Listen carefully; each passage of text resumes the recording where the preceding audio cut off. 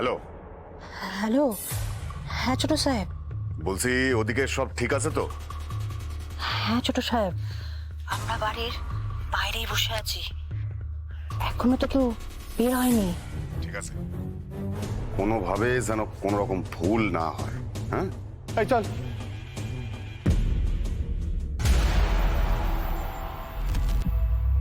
বাবা তাহলে আসছি। হ্যাঁ, সাবধানে যাস। হ্যাঁ হ্যাঁ, তুমি কোনো চিন্তা করো না। বলছি যেটা হচ্ছে রত্নাকে একটু সাবধানে রেখো, চোখে চোখে রেখো। এই তো সব এখন রেডি হয়ে গেছে। আপনারা কে এখানে কি করছেন? আপনারা তো আগে এই গ্রামে কখনো দেখিনি। কে আপনারা? আমরা এ গায়ে নয় বাবা, এ গায়ে নয়। দুদিন কিছু পেটে পড়েনি, আমার স্ত্রীর মাথা ঘুরে পড়ে গেল, তা এখানে একটু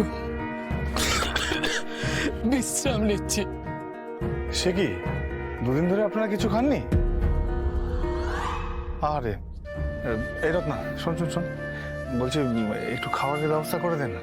বলছে দুদিন ধরে কিছু খাইনি। তুমি চিন্তা করো না, করবো। হ্যাঁ বাবা একটু দেখে নি। হ্যাঁ হ্যাঁ হ্যাঁ আমরা তাহলে আসি। হ্যাঁ, এই পাজামা, পাজামা, হ্যাঁ কি হয়েছে? এই চল, দেরি হয়ে যাচ্ছে তো। অটোর ব্যবস্থা করেছিস তো? তুমি অটোতে যাবে? রায়বাড়ির বিয়ে আগে যা হয়েছে হয়েছে, কিন্তু দিয়েছো তো থোতা মুখ ভোতা করে। লোকে কি বলবে অটোতে গেলে?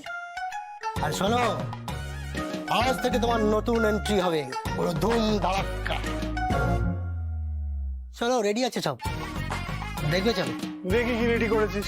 এই আয় বাবা, এলাম।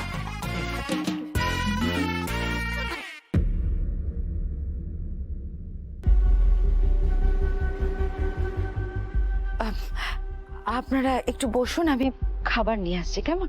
বসুন। বসুন একটু। হ্যাঁ,